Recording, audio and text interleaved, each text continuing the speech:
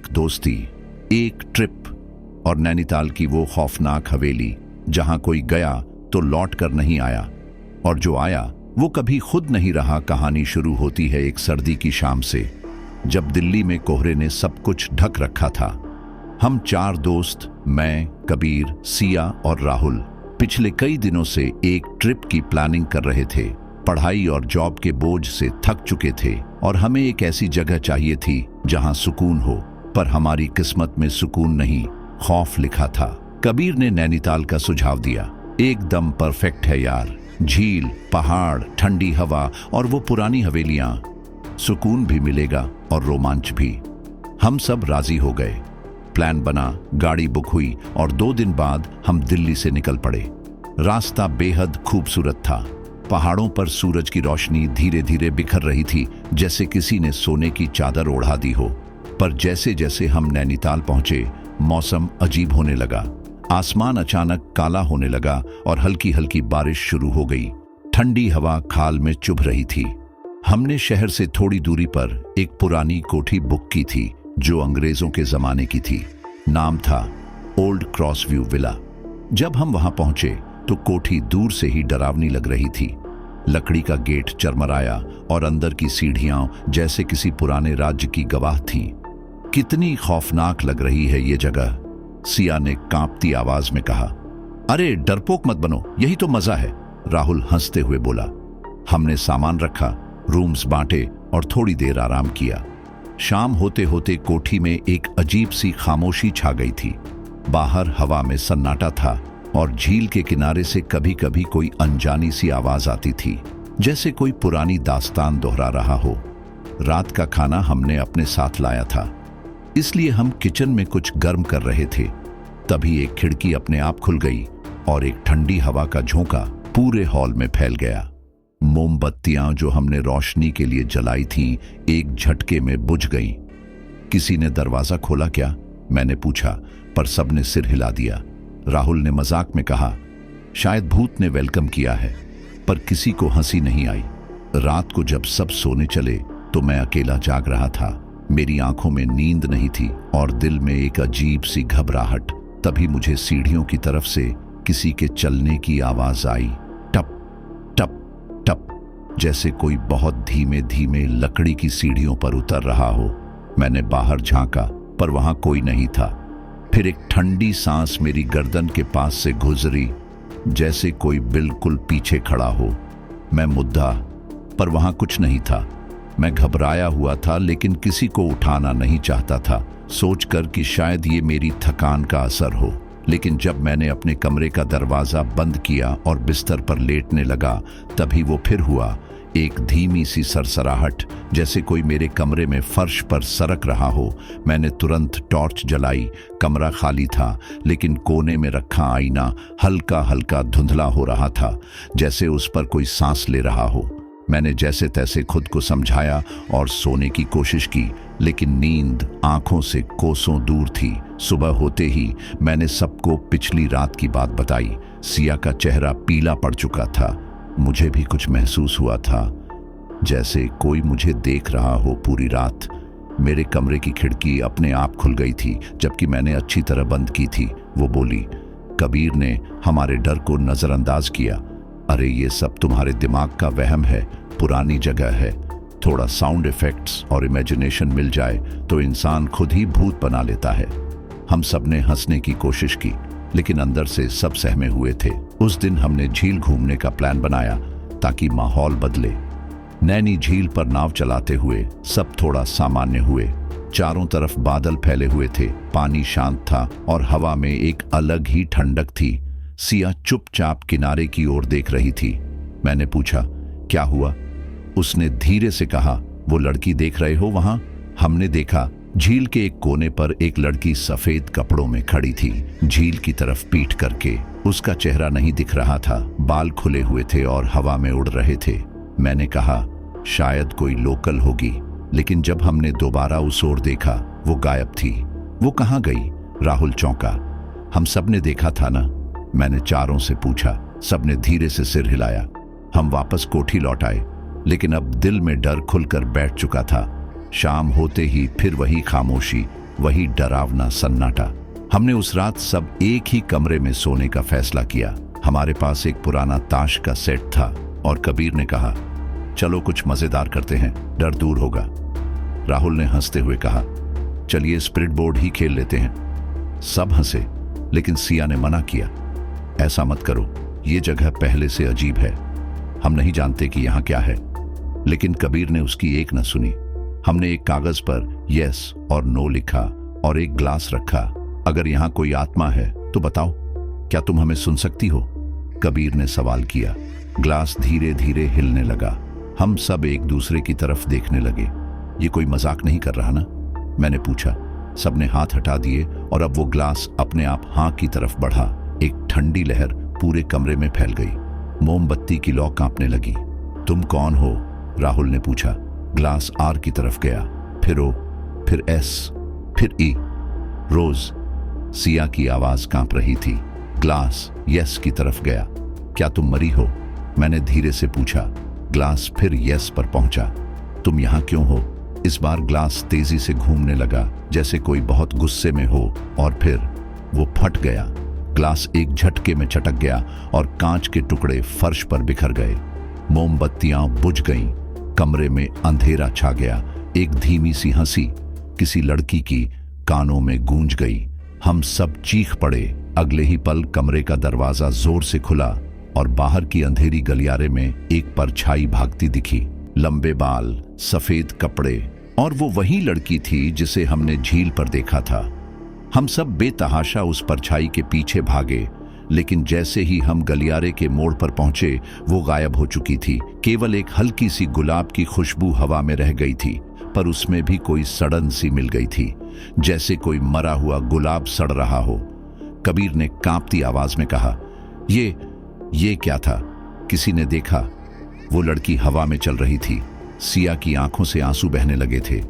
मैंने रात सपने में भी उसे देखा था। बिल्कुल ऐसे ही खड़ी थी, मुझे बुला रही थी। वो बोली।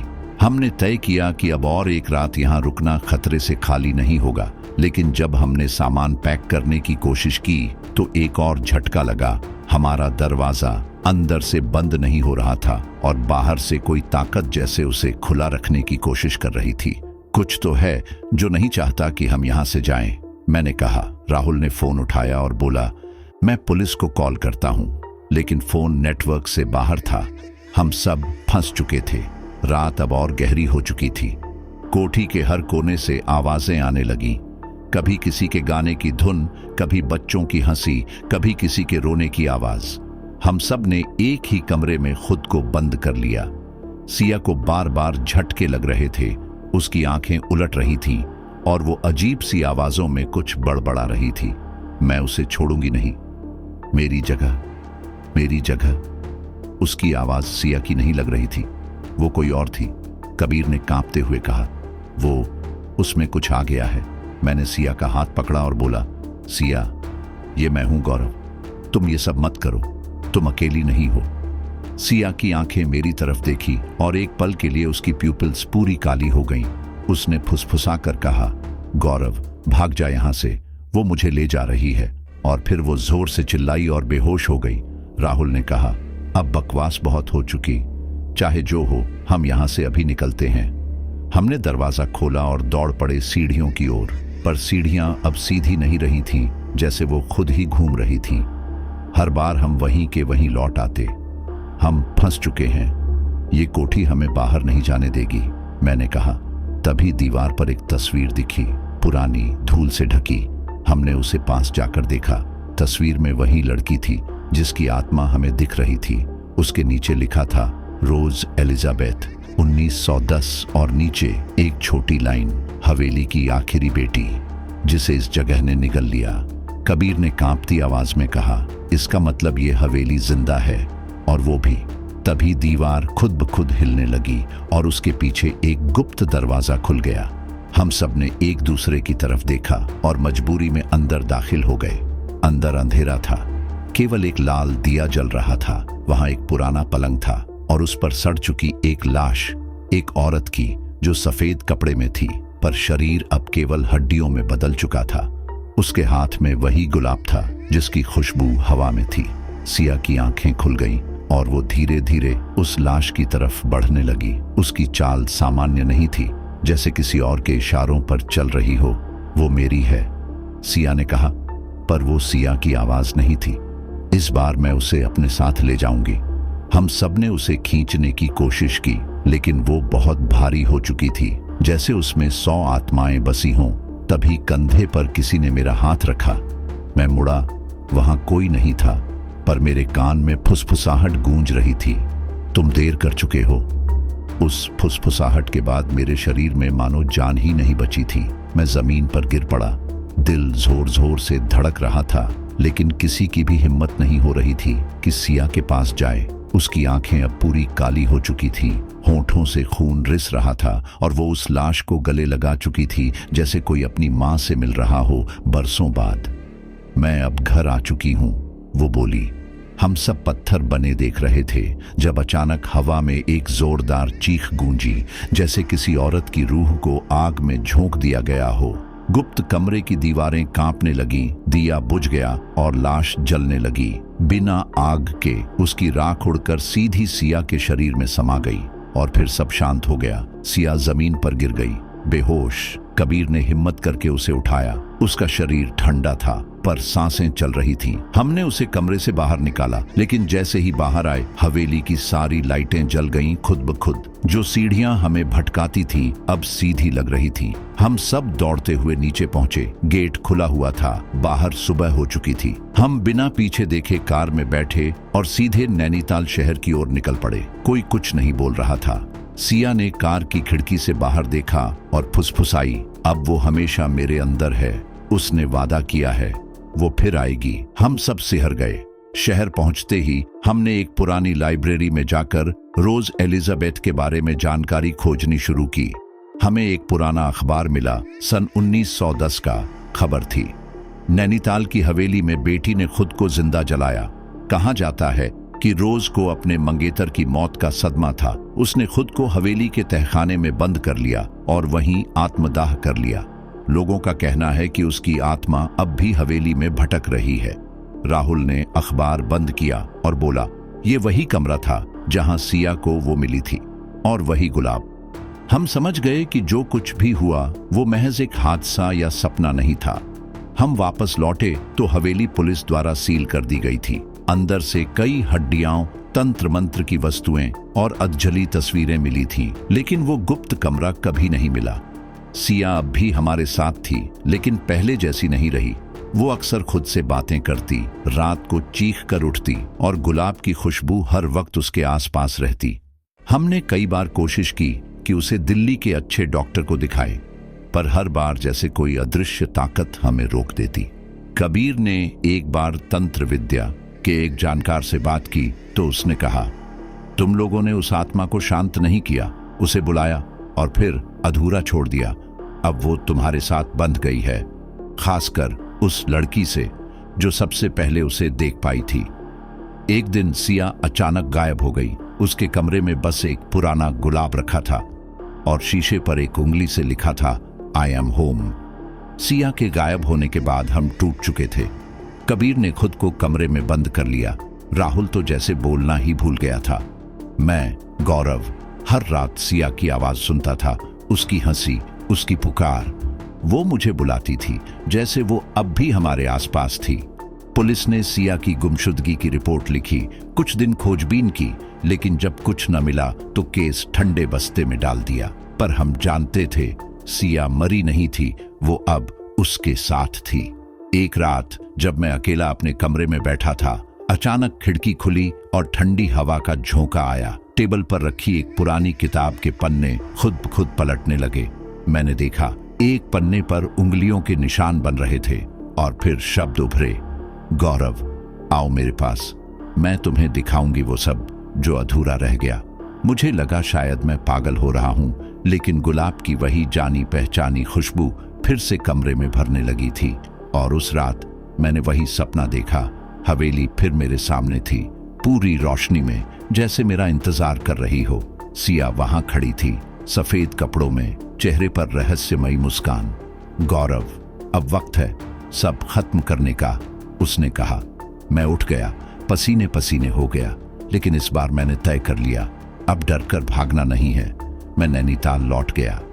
हवेली अब टूटी फूटी खंडहर बन चुकी थी, लेकिन जैसे जैसे मैं उसके पास गया, दरवाजा खुद ब खुद खुल गया, जैसे कोई मुझे पहचान रहा हो।